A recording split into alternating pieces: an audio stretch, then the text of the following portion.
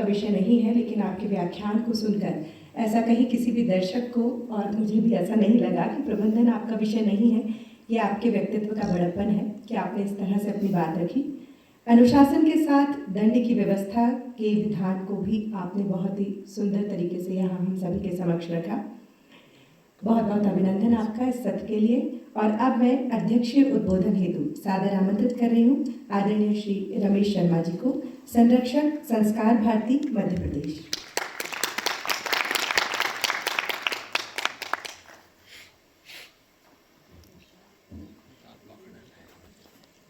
आज के कार्यक्रम के हमारे मुख्य वक्ता आदरणीय सतीश जी, संस्कार भारती के अखिल भारतीय अधिकारी निरंजन जी, और यहाँ इस सभागार में उपस्थित सभी कला प्रेमी, संस्कार प्रेमी। मैं जब आ रहा था, सामान्य तौर पर नाट्य मेरा विषय नहीं है और प्रबंधन भी मेरा विषय नहीं है। मैं बीच में सोचता हुआ आ रहा था कि क्या बोलना है, लेकिन आदरणीय सतीश जी के उद्बोधन से मुझे कुछ बिंदु मिले और उन्हीं के बिंदुओं को एक प्रकार से मैं आपके सामने रखने की कोशिश कर रहा हूँ। सबसे पहले तो मैं ये बात कहूँगा, ये जो भरत मुनि के जो कालखंड के निर्धारण की जो बात कही जा रही है, और जिस फ्रेम से जो बात कही जा रही है, हमें सबसे पहले तो वो फ्रेम वहाँ से अलग कर देना है। उसका सबसे बड़ा कारण मेरी दृष्टि में, भरत मुनि अगर अवतरित हुए हैं तो वो कम से कम भी 5000 वर्ष पहले तो जरूर हुए होंगे।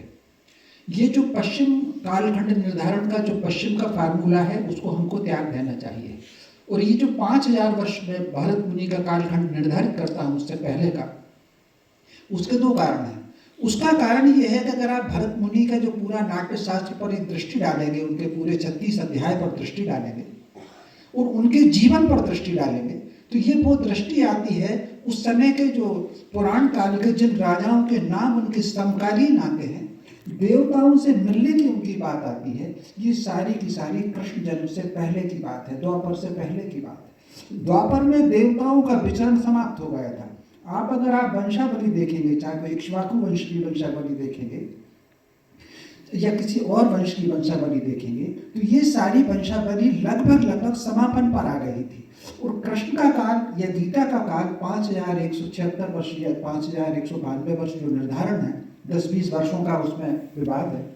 इसकी पुष्टि जो द्वारिका में निकले है, जो द्वारिका के उत्खनन से जो निकली है, भेंट द्वारिका में उन्होंने संग्रहालय बनाया हुआ है, वो कालखंड लगभग निर्धारित है, वो 5000 वर्ष के आसपास का है। तो हमको ये बात ध्यान रखनी चाहिए। एक बात उसका कारण है कि पूरा का पूरा पश्चिम जगत केवल इसलिए 5000 वर्ष से पीछे और सभ्यता के विकास को 2500 वर्ष पूर्व मानता है क्योंकि 2500 साल पहले वो खुद बिना कपड़ों के घुमा करते थे। और जबकि 2500 वर्ष पहले तो छोड़ दीजिए, 5000 वर्ष पहले भारत की इतनी विकसित संस्कृति थी, यहाँ विज्ञान इतनी पराकाष्ठा पर था।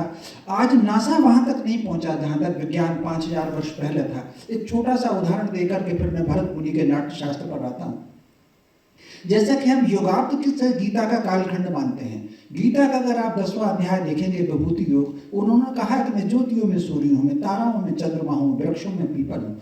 ये जो उन्होंने करीब 48-49 जो अपनी विभूतियाँ बनाई हैं, आप कल्पना कर सकते हैं। आज के विज्ञान ने इस बात को प्रमाणित किया है कि धरती पर आने वाली सारी की सारी लाइट है, सारी की सारी हीट है, सारी की सारी एनर्जी है, वो सूरज से आती है। अगर भगवान कृष्ण गीता में सूर्य का उदाहरण दे रहे हैं, इसका अर्थ है कि 5000 वर्ष पहले भारत में ये बात इतनी प्रचलित थी कि ये तीनों की तीनों चीजें सूर्य से आती हैं, सूर्य के अलावा किसी से नहीं आती। ये अंतरिक्ष ज्ञान की पराकाष्ठा है 5000 वर्ष पहले। वो अगर कहते हैं कि मैं ताराओं में चंद्रमा हूँ, जितने भी ग्रह हैं वो सूर्य की रोशनी को परावर्तित करते हैं, उसको रिफ्लेक्ट करते हैं, लेकिन सारे के सारे ग्रह सूर्य के टेम्परेचर और उसकी अल्ट्रावायलेट रेज के साथ रिफ्लेक्ट करते हैं। केवल चंद्रमा ऐसा है जो टेम्परेचर को एब्जॉर्ब करता है, अल्ट्रावायलेट रेज को एब्जॉर्ब करता है और शीतल मंद प्रकाश ही परावर्तित करता है। इसलिए कृष्ण ने चंद्रमा का उदाहरण दिया है। वो अगर कहते हैं कि मैं वृक्षों में पीपल हूँ, एक अकेला पेड़ है जिसकी जड़ें जल का संचय करती हैं, तने पे एक ऐसा वायरस रहता है जो वायु प्रदूषण को ठीक करता है, हमारी माता बहनें घर में बहुत काम करती हैं, कीचड़ में भी जाती हैं, झाड़ू भी लगाती हैं और भी काम करती हैं। तो कहा गया था कि प्रतिदिन पीपल पर आप दिया रखने जाइए और परिक्रमा करिए, ताकि वो चूँकि 10 मीटर के दायरे में वो वायरस रहता है, ताकि आपके कपड़ों पर कोई अगर वायरस हो रोग का वो ठीक हो जाए। तो कहने का अर्थ है विज्ञान हमारा इतना उन्नत था। इसको ध्यान में रख करके अगर हम भरत मुनि का कालखंड को निर्धारित करेंगे तो मान करके चलिए कि कृष्ण काल के पहले भरत मुनि हुए हैं। मैं ये बात मान सकता हूँ कि एक से अधिक भरत मुनि हुए होंगे, बाद के भरत मुनि भी उसी श्रेणी में आ गए होंगे। जैसे कालिदास का एक उदाहरण है। कालिदास जिन्होंने लिखा है मालविका अग्निमित्र जिनका नाटक आया है, वो ईसा से 100 वर्ष पहले हुए हैं और भोज के काल में भी ये कालिदास हुए हैं। तो निश्चित रूप से करीब 5 या 7 कालिदास हुए हैं। तो बहुत संभव है कि भरत मुनि एक से अधिक ही हुए हों और अलग अलग कालखंड में हुए हैं।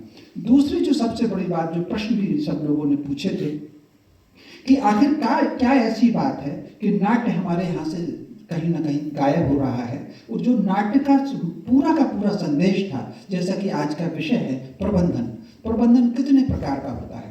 प्रबंधन दृश्य में भी होता है, प्रबंधन अदृश्य में भी होता है। प्रबंधन व्यक्ति का भी है, परिवार का भी है, समाज का भी है, राष्ट्र का भी है और व्यक्ति का भी प्रबंधन है। भरत मुनि के अगर आप नाट्यों में देखेंगे तो दृश्य के प्रबंधन के भी उनका साहित्य मिलता है, उनके जो नाट्य है, और अदृश्य का भी मिलता है। दृश्य का प्रबंधन क्या है? जैसे मान लीजिए मेरा ये शरीर है, मेरा शरीर दिख रहा है, ये संतुलित कब रहेगा? जब मैं इसको उचित आहार लूँगा, विटामिन जाएंगे, मिनरल्स जाएगा, प्रोटीन जाएगा, उससे जो मेरा दृश्य आ रहा है, जो मेरा शरीर आपको दिख रहा है, मेरा चेहरा आपको दिख रहा है, वो उससे प्रबंधित होगा। लेकिन मैं ही एक अदृश्य जगत में भी हूँ। जैसा कि ब्रह्म के बारे में द्वैत और अद्वैत माना गया है, जिसमें कि सगुण और निर्गुण माना गया है, तो मेरा भी एक अदृश्य का प्रबंधन भी है। वो है चित्त का प्रबंधन, मन का प्रबंधन, भाव का प्रबंधन। मैं कहीं एक छोटा सा उदाहरण हमेशा देता हूँ। मेरी पत्नी हालांकि ये उदाहरण देने को हमेशा मना करती हैं, मगर मैं वही उदाहरण देता हूँ। जैसे राखी सावंत अगर यहाँ आ जाए तो हो सकता है मेरा मन उसको कहे कि मैं इसका स्पर्श कर लूँ, लेकिन राखी सावंत की आयु मेरी बेटी से छोटी है। तो कहीं ना कहीं जो आंतरिक प्रबंधन होगा वो मुझे इस बात के लिए रोकेगा कि नहीं, ये तुम्हारी बेटी से भी छोटी है, इसलिए संयत और मर्यादा में रहना है। आप अगर भरत मुनि के नाट्य शास्त्र को देखेंगे, 36 अध्याय उसमें पूरे वर्णन आते हैं, सतीश जी ने उस पर बहुत विस्तृत किया है, उसमें नहीं जा पाऊंगा।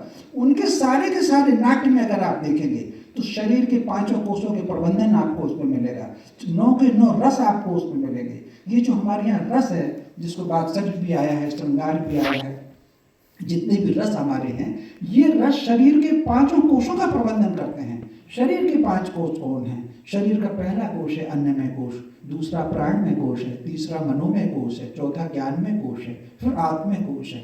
भरत मुनि के सारा का सारा नाट्य शास्त्र ये सारे प्रबंधनों की, संतुलन की सबसे बड़ी शिक्षा देता है। अब एक दूसरी बात आती है, बहुत अच्छा विषय सतीश जी ने रखा कि आखिर हमारे मनुष्यों को, नाट्य शास्त्र तो छोड़ ही दीजिए, समाज में ऐसा कौन हमारे यहाँ का महापुरुष हुआ है, दार्शनिक हुआ है, जिसको पाठ्यक्रम में शामिल किया? उसका कारण आप जानते हैं क्या है? उसका कारण वो दिन है 1947 के, 1946 से लेकर के 1948 का ये 2 वर्ष का जो संक्रमण काल है, जिस संक्रमण काल में जो संविधान बना, और संविधान बना, दुनिया में करीब 77, 70, 80 ऐसे देश थे जो अंग्रेजों के अधीन रहे, लेकिन अंग्रेज अगर चले गए वो अपनी भाषा पर आ गए, अपनी भूषा पर आ गए, अपने भोजन पर आ गए। लेकिन भारत ऐसा था जो अंग्रेज हमको देकर के गए थे, हम उसी आधार पर आगे चले। मैं एक छोटा सा उदाहरण तुर्की का देना चाहता हूँ। तुर्की जब स्वतंत्र हुआ, तुर्की की राजभाषा अंग्रेजी थी। जो वहाँ का शासक बना, किसी ने कहा कि अंग्रेजी को जाने में 15 साल लगेंगे, तो वो जो शासक बना उसने कहा कि मान लीजिए 15 साल आज खत्म हो रहे हैं, कल से ही तुर्की की भाषा लागू हो जाना चाहिए। लेकिन हमारे यहाँ कहीं ना कहीं अगर आप देखेंगे, अंग्रेजों के जितने भी प्रावधान थे, जितनी भी प्राथमिकताएं थी, वो हमने आगे बढ़ाई। उन्हीं की भाषा में सुप्रीम कोर्ट का फैसला होता था, उन्हीं की भाषा में पढ़ने वाला बच्चे को सर्वोच्च माना जाता था। तो मोटे तौर पर शिक्षा की आप व्यवस्था देख लीजिए, शिक्षा की व्यवस्था उन्होंने हम पर एक विशेष प्रकार का, कई बार जैसे कि मैंने भोपाल में देखा है जहाँ तांगे चला करते थे, जब तांगे चला करते थे तो विशेष प्रकार का फ्रेम उस घोड़े के मुंह पर बांध दिया जाता था ताकि वो दाएं बाएं ना देखें।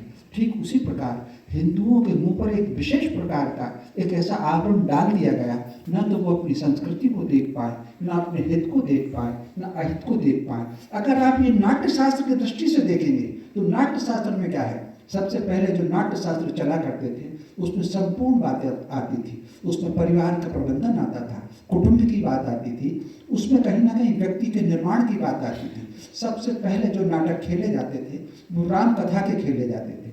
अब राम का आप जीवन देख लीजिए। आज जो सतीश जी ने बात कही उन्हीं की बात को मैं विस्तार देकर कहना चाहता हूँ। शांति की स्थापना हाथ जोड़ने से कभी नहीं होती। आप अगर राम का जीवन देख लेंगे, 3 दिन तक कहा उन्होंने महासागर से कि भैया हमको रास्ता दे दे, हमको रास्ता दे दे, और जब 3 दिन तक वो नहीं माना तब उन्होंने तीर खींचा और कान तक खींच करके प्रत्यंचा का प्रहार किया। चौपाई उसमें आती है कि बिने ना मानत जलत जड़ गए 3 दिन बीत, बोले राम सकोप तब भय बिन हुए न प्रीत। उसी प्रकार परशुराम जी का आता है अग्र चतुर्वेदा पृष्ठम तूर्ण सतम। तो कुल मिला करके जिनकी पीठ पर तीर कमान हैं, आगे चारों वेद चलते हैं, तो ज्ञान शस्त्र और शास्त्र दोनों का समन्वय। तो भरत मुनि के नाट्य शास्त्र में अगर आप देखेंगे तो उसमें शस्त्र का भी समर्थन है, उसमें शास्त्र का भी समर्थन है। जीवन का निर्माण, समाज का निर्माण, राष्ट्र का निर्माण इन दोनों के संतुलन से बनता है। एक जो बहुत कल जो बात कही थी जोशी जी ने, जिसका कि थोड़ा सा मैं समझता हूँ उनकी बात को किसी ने ठीक से समझा नहीं। उन्होंने धर्म को लेकर के और विज्ञान को लेकर के बात कही थी। धर्म और विज्ञान एक दूसरे के पूरक है।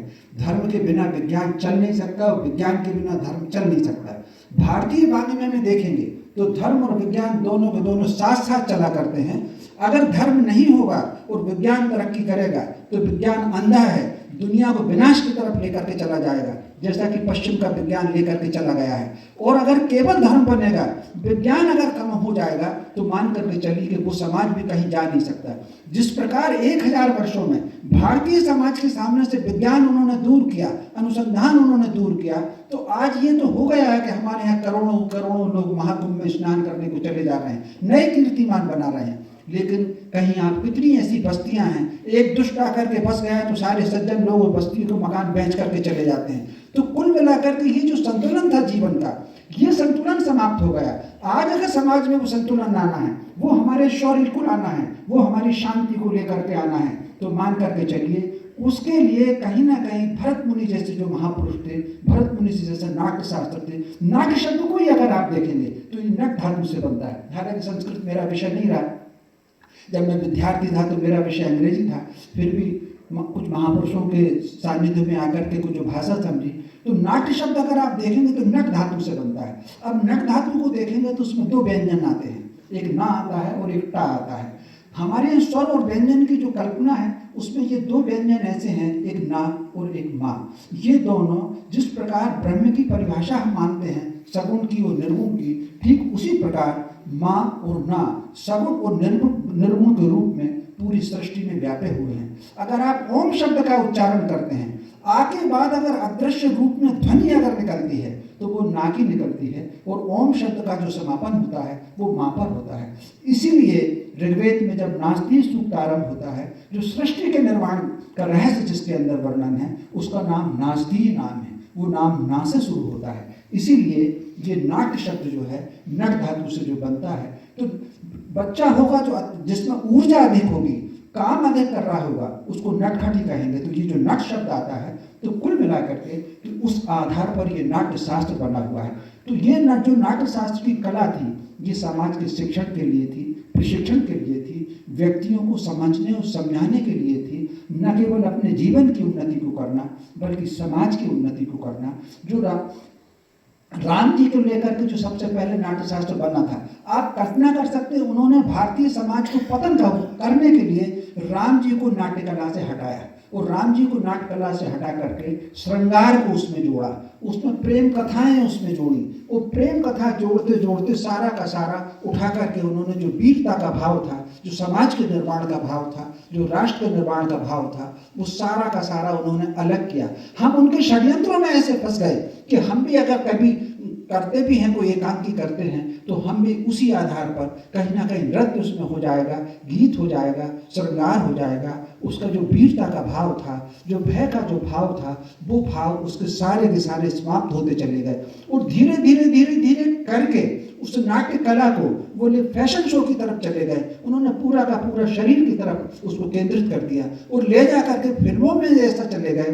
फिल्मों ने तो फिर ऐसा षड्यंत्र किया, न केवल हमारी संस्कृति को समाप्त करने का षड्यंत्र किया, बल्कि उन्होंने समाज में विभाजन का षड्यंत्र किया। एक छोटा सा उदाहरण दे करके मैं कहना चाहता हूँ, जितनी भी आप फिल्में देख लेंगे, उन फिल्म में किसी पुजारी को ऐसा बताएंगे कि बड़ा ढोंगी है, जानता कुछ नहीं है और जबरन पैसे वसूल करता है। किसी ठाकुर को ऐसा दिखाएंगे कि वो शराब पीता है और जमीनों पे कब्जे करता है और लड़कियों के अपहरण करता है। और किसी वैश्य को ऐसे दिखाएंगे कि फल जो बही खाते में वो कुछ हेर फेर करता है। बच्चा अगर कोई छोड़ेगा तो वो चर्च पे छोड़ेगा और बिछड़े मिलेंगे तो बाजार पर जाकर के मिलते हैं। तो कहीं ना कहीं हमारी संस्कृति के हिराश के लिए जो हमारी नाट्य कला का रूपांतरण करके लेकर के चले गए, हमको इस षड्यंत्र से सावधान होना है। हम परिस्थिति को नहीं बदल सकते, हम उन सारी परंपराओं को नहीं बदल सकते, उन प्रावधानों को नहीं बदल सकते जो शासन ने करके रख रखे हैं। वो सारे के सारे प्रावधान कहने के लिए हम स्वतंत्र हैं, लेकिन सारे के सारे प्रावधान को अंग्रेजों के हैं।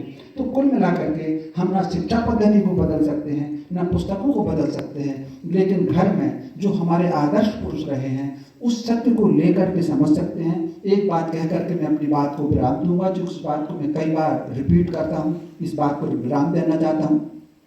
संसार में अगर आप देखेंगे तो वो चोर लोग हैं वो, और अपनी चोरी छुपाने के लिए हमको उन्होंने कहा कि तुम कुछ नहीं जानते और जो कुछ हम जानते हैं। हमारा दुनिया की जितनी भाषाएं हैं उन सब भाषाओं की नानी माँ जो है वो संस्कृत है। संस्कृत की बेटी है लैटिन, लैटिन की बेटियां हैं इंग्लिश, संस्कृत की बेटी है अवेस्ता, जिससे जन्मी है अरबी और फारसी। इसीलिए दुनिया की हर भाषा को हम अपनी भाषा में लिख सकते हैं और बोल सकते हैं, और उनकी भाषा में जो वो बोल रहे हैं वैसा लिखते भी नहीं है, जो लिखते भी हैं और वैसा भी नहीं है। और एक उदाहरण दे करके मैं बात को खत्म करता हूँ। अंग्रेजी के 26 अक्षर आप सबने पढ़े होंगे, उसमें आधा अक्षर है क्या? उसमें चा के लिए कोई अक्षर है क्या? उसमें मात्रा है क्या?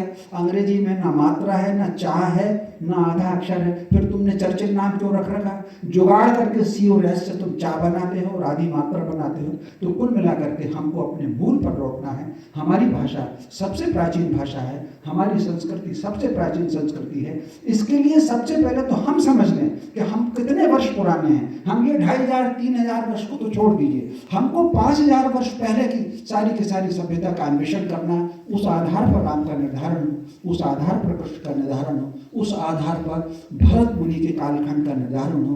तभी जो उन्होंने अपने नाटकों में, अपनी कला में जो संदेश दिया है, उनके स्मरण को सार्थक कर सकेंगे। कुछ अन्यथा कहा हो तो क्षमा।